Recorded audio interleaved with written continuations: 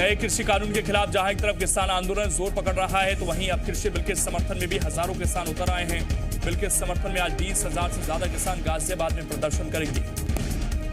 हजारों की संख्या में आ रहे किसान मेरठ से सुबह रामलीला मैदान के लिए निकलेंगे, जबकि बिल का विरोध करने वाले किसान चक्का जाम का प्लान बना रहे हैं। किसान नेताओं ने सरकार को चेतावनी दी है कि आज वो सड़कों पर ट्रैफिक की आवाजाही को रोकेंगे। किसानों के समर्थन में एनडीए के सहयोगी राष्ट्रीय लोकतांत्रिक पार्टी के हनुमान बेनीवाल ने संसद की 3 समितियों की सदस्यता से इस्तीफा दिया। रायपुर में आज राष्ट्रीय किसान समन्वय समिति की बैठक का दूसरा दिन। गौस मेमोरियल में हो रही बैठक में आज केंद्र सरकार के खिलाफ आंदोलन को गांव-गांव तक पहुंचाने की रणनीति बनेगी। शनिवार को हुई पहले दिन की बैठक में किसान नेताओं के बीच संगठनात्मक चर्चा हुई। आज बैठक के बाद किसान नेता प्रेस कॉन्फ्रेंस करेंगे। छत्तीसगढ़ विधानसभा का शीतकालीन सत्र कल से शुरू हो रहा है। इस बार शीतकालीन सत्र 21 से 30 दिसंबर तक चलेगा। इस दौरान कुल 7 बैठकें होंगी। सत्र के दौरान द्वितीय अनुपूरक बजट पेश किया जाएगा। इसके साथ ही कई महत्वपूर्ण विधेयक भी सदन के पटल पर रखे जाएंगे। पक्ष और विपक्ष ने 961 सवाल लगाए हैं। वहीं विपक्ष ने धान खरीदी सहित विभिन्न मुद्दों पर सरकार को घेरने की तैयारी कर रखी है। मुख्यमंत्री भूपेश बघेल आज दुर्ग में आयोजित अमर शहीद वीर नारायण सिंह बलिदान दिवस कार्यक्रम में शामिल होंगे। इसके साथ ही मुख्यमंत्री छत्तीसगढ़ मनवा कुर्मी क्षत्रिय समाज के 75वां राज्य अधिवेशन में भी शामिल होंगे। इससे पहले भूपेश बघेल मुख्यमंत्री निवास से वीडियो कॉन्फ्रेंसिंग के जरिए राष्ट्रपिता महात्मा गांधी के रायपुर में प्रथम आगमन पर आयोजित शताब्दी वर्ष समारोह में भी भाग लेंगे। मुख्यमंत्री शिवराज सिंह चौहान आज रायसेन के दौरे पर रहेंगे, जहां वो जमुनिया खेजड़ा में एक छत के नीचे वन स्टॉप पाइप और कोटिंग सॉल्यूशन की निर्माण सुविधा को लॉन्च करेंगे। रायसेन के बाद सीएम शिवराज सिंह नसरुल्लागंज भी जाएंगे, जहां भिलाई गांव में वन अधिकार पट्टों का वितरण करेंगे।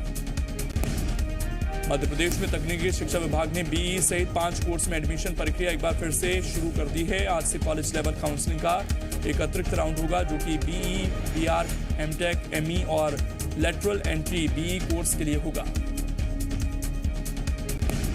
एडमिशन प्रक्रिया के लिए आज से रजिस्ट्रेशन शुरू होंगे, जो कि 31 दिसंबर तक चलेंगे। छात्रों को 29 से 31 दिसंबर तक कॉलेज में रिपोर्टिंग कर एडमिशन लेना होगा। भोपाल से बेंगलुरु के बीच यात्रा करने वाले यात्रियों के लिए अच्छी खबर है। आज से भोपाल बेंगलुरु के बीच 7 दिन की फ्लाइट शुरू हो रही है। बता दें कि कोरोना के चलते पिछले कई महीनों से भोपाल और बेंगलुरु के बीच उड़ानें बंद थी, जिसे अब दोबारा बहाल कर दिया गया है। निकाय चुनाव की तैयारी को लेकर रीवा में कांग्रेस कार्यकर्ता सम्मेलन का आयोजन किया गया, जिसमें निकाय चुनाव में टिकट दावेदारी करने वाले गुट आपस में भिड़ गए। काफी देर बहसबाजी चलती रही, जो बाद में झड़प में बदल गई। कार्यकर्ता सम्मेलन में कांग्रेस प्रदेश प्रभारी मुकुल वासनिक, पूर्व नेता प्रतिपक्ष अजय सिंह राहुल समेत कई नेता मौजूद रहे। मुकुल वासनिक के दखल के बाद मामला शांत हुआ। प्रदेश कांग्रेस प्रभारी मुकुल वासनिक की मौजूदगी में कांग्रेस कार्यकर्ताओं की झड़प पर बीजेपी ने चुटकी लेते हुए कहा कि जनता ने कांग्रेस को पहले ही नकार दिया था, अब संगठन में भी एकता नहीं बची। उज्जैन में नेताओं के साथ सेल्फी लेने को लेकर जमकर विवाद हुआ, जिसमें बीजेपी की 2 महिला नेता आपस में भिड़ गई। इस दौरान हाथापाई की भी नौबत आ गई। नागदा में आयोजित बीजेपी के कार्यक्रम में केंद्रीय मंत्री थावरचंद गहलोत और सांसद अनिल फिरोजिया पहुंचे थे। इनके साथ फोटो लेने के लिए महिला कार्यकर्ताओं में होड़ मच गई। इस दौरान हुई धक्का मुक्की में 2 महिला नेता आपस में भिड़ गईं और फिर हाथापाई शुरू हो गई। हालांकि वहां मौजूद दूसरे नेताओं ने समझा बुझाकर मामले को शांत करा दिया। उज्जैन में एक मुस्लिम युवक पर अपनी पहचान छिपाकर महिला के शोषण का आरोप लगा है। हिंदू संगठन के पदाधिकारियों के साथ पीड़िता ने महिला थाने पहुंचकर शिकायत दर्ज कराई। पुलिस ने भी मामला दर्ज कर आरोपी की तलाश शुरू कर दी है। 35 साल की तलाकशुदा महिला ने आरोप लगाया कि बड़नगर का रहने वाला वसीम खान 2 साल से नागदा का विकास राजपूत बनकर उसका शारीरिक शोषण कर रहा था। महिला के मुताबिक 2 महीने पहले उसे समय आरोपी की असलियत सामने आई, जब उसके पास से उसका आधार कार्ड गिर गया, जिसमें उसका नाम वसीम खान लिखा था। दुर्ग में शुक्रवार रात एक युवक की हत्या के मामले में पुलिस ने 6 आरोपियों को गिरफ्तार कर लिया, जिसमें 3 आरोपी नाबालिग और 2 सगे भाई हैं। घटना मोहन नगर थाना इलाके के शंकर नगर की है। बताया जा रहा है कि शराब के नशे में हुए विवाद के बाद एक युवक पर उसके साथ काम करने वाले सहयोगियों ने हमला बोल दिया और उससे चाकू मारकर मौके से फरार हो गए। पुलिस ने फिलहाल 6 आरोपियों को गिरफ्तार किया है। बाकी फरार आरोपियों की तलाश जारी है। बिलासपुर में युवती का फंदे से लटकता हुआ शव बरामद हुआ। मामला सीपत ब्लॉक की मोहरा का है। युवती की कुछ दिन पहले ही शादी हुई थी।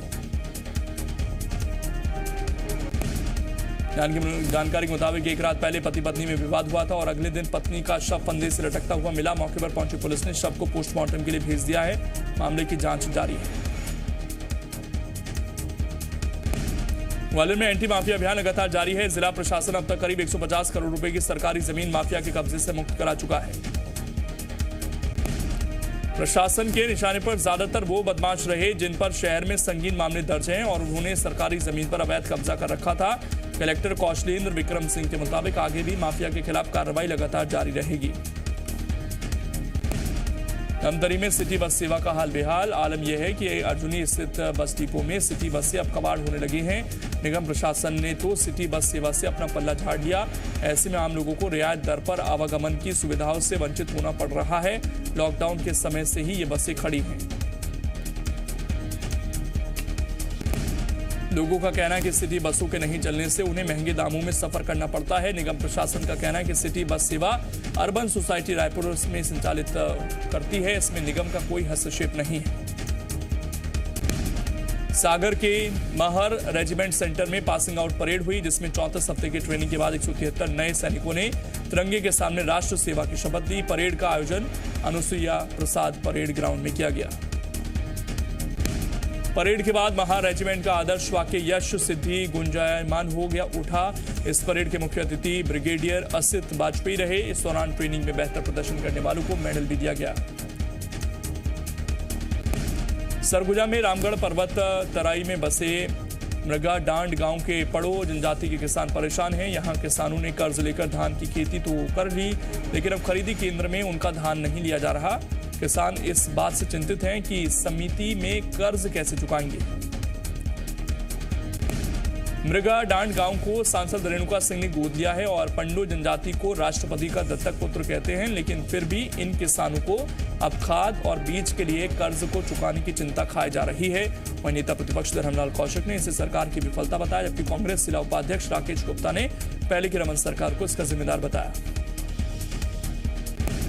राजधानी भोपाल की वन विभाग की टीम ने शातिर शिकारियों को गिरफ्तार करने में सफलता हासिल की है। नीलगाय का शिकार करने वाले आरोपी पुलिस के हत्थे चढ़ गए हैं। बता दें कि कुछ दिनों पहले ईंट खेड़ी इलाके के अचारपुर की पहाड़ी पर 2 नीलगाय का शिकार किया गया था। वन विभाग की टीम ने नीलगाय के सिर जब्त किया है। फिलहाल वन विभाग की टीम ने तीनों आरोपियों को सूखी सेवनिया पुलिस को सौंप दिया है। पुलिस आरोपियों से पूछताछ कर रही है।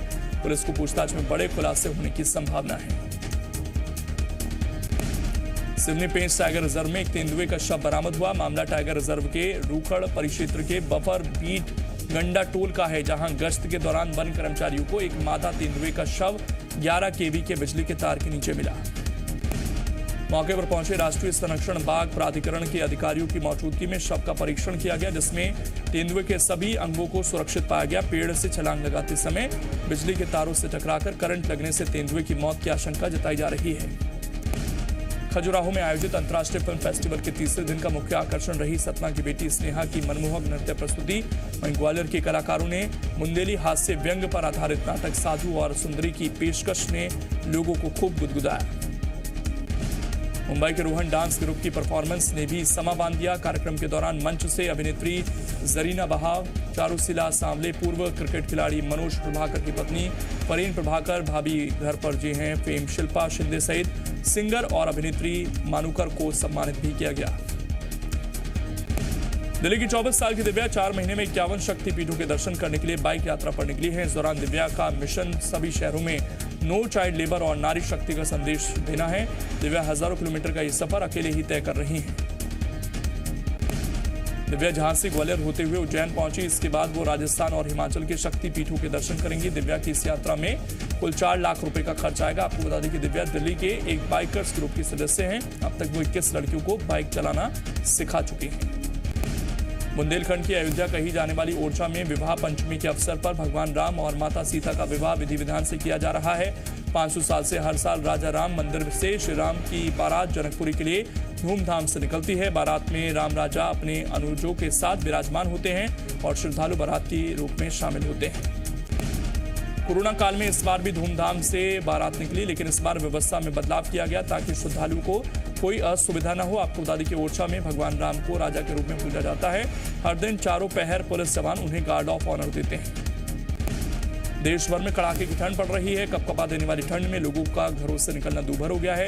ऐसे में लोग ठंड से बचने के लिए अलग अलग तरीकों को अपना रहे हैं। भगवान श्री कृष्ण की शिक्षा स्थली सांदीपनी आश्रम में भगवान कृष्ण, बड़े भाई बलराम, सखा सुदामा और गुरु सांदीपनी को ठंड से बचाने के लिए गर्म कपड़े पहनाए गए।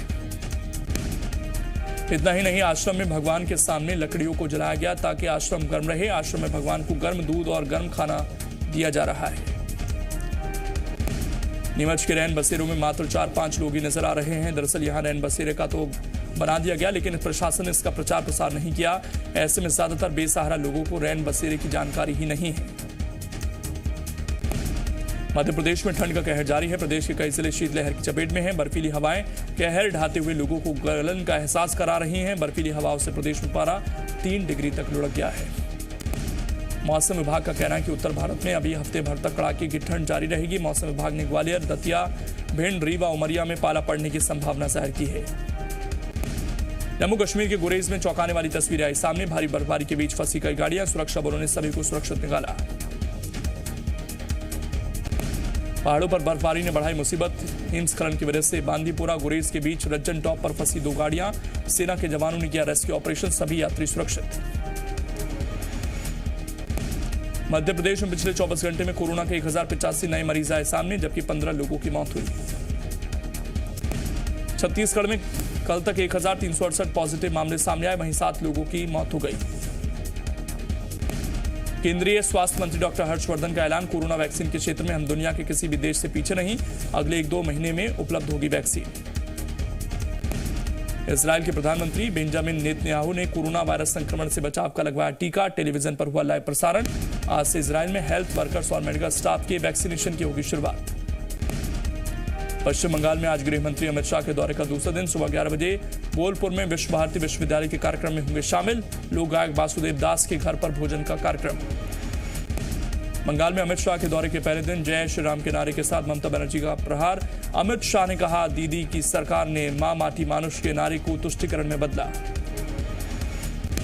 विधानसभा चुनाव से पहले ममता बनर्जी को बड़ा झटका। शाह के दौरे के पहले दिन पश्चिम बंगाल सरकार में मंत्री रहे शुभेंदु अधिकारी समेत टीएमसी, सीपीआई और कांग्रेस के 10 बागी बीजेपी में शामिल।